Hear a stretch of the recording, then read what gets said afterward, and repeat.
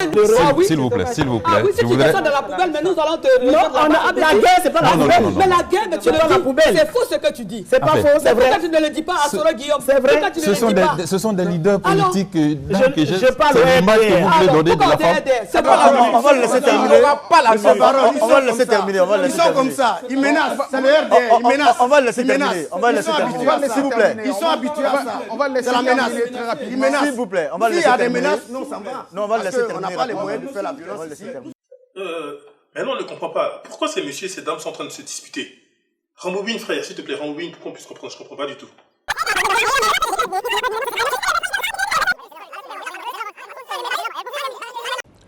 Bonsoir à tous.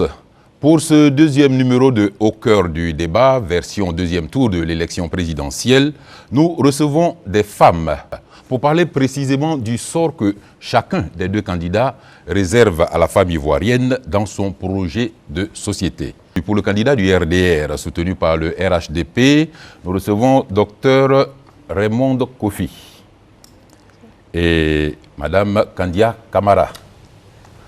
Pour la majorité présidentielle, pour le candidat de la majorité présidentielle, Madame Geneviève Bro-Grébé et Madame Valérie Yeiri.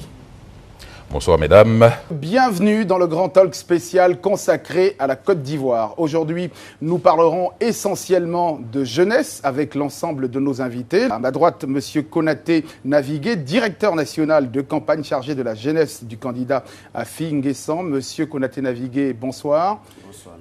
Monsieur Jonas Cyril Djandé, vous êtes membre du cabinet de Monsieur Kakabe, chargé de la veille. Bonsoir. Bonsoir. Et enfin, Monsieur Alphonse Soro, porte-parole jeune du candidat Ouattara, secrétaire national à la jeunesse du RDR.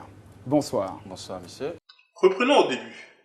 La première vidéo représente le débat qui a eu lieu au second tour des élections en Côte d'Ivoire en 2010. Les présidentes et les représentants des partis politiques sont en train de s'affronter au cours d'un débat télé. Ensuite, dans la seconde vidéo, nous sommes en 2015. Les représentants et les présidents de jeunesse, même s'ils n'ont pas l'air, des partis politiques de Côte d'Ivoire s'affrontent verbalement autour d'un débat.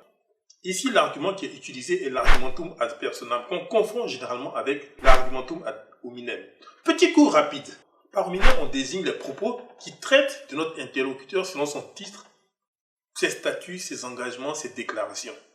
Tandis que par ad personam, ça consiste à traiter notre interlocuteur par tous les noms.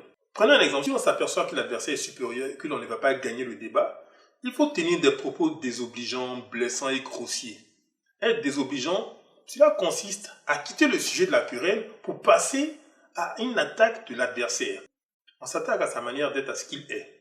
Il s'agit d'un argument extrême visant purement à détruire la réputation plutôt que l'argumentation de son adversaire. C'est un argument souvent haineux, diffamatoire et incitant à la haine. Au moins, les vieilles guenilles, les faux culs de la politique, ceux qui ont dit que l'élection était un piège à con. S'il vous plaît, Monsieur Collard, Monsieur Collard, Monsieur Collard, Monsieur Collard, oui, c'est insupportable. Vous constatez que les personnes attaquées perdent leurs moyens, s'énervent et ne répondent plus aux questions, mais cherchent plutôt à sauver leur honneur. Comme tous les sophismes, l'argumentum ad personam n'a pas sa place dans un débat logique. Quand les gens du RDR sont devant les micros, quand il s'agit de proposer des solutions idoines pour la Côte d'Ivoire, ils sont constipés intellectuellement et politiquement. Wow. Mais quand il s'agit de faire du verbiage creux, effectivement, ils sont compétents en la matière. Arrêtez. Parce que, attendez, devant quelqu'un comme Alassane Ouattara, merci qui beaucoup. a les compétences, qui a les résultats. Vous nous parlez de KKB. Mais attendez, un peu de respect. Encore qu'on n'est même pas sûr que d'ici le 25, il ne va pas fuir avec les 100 millions qu'il a récupérés. Ici, M. Navigué et M. Soro envoient des pics à leurs adversaires qui malheureusement tombent dans le panneau et se laissent emporter. Allez, ciao.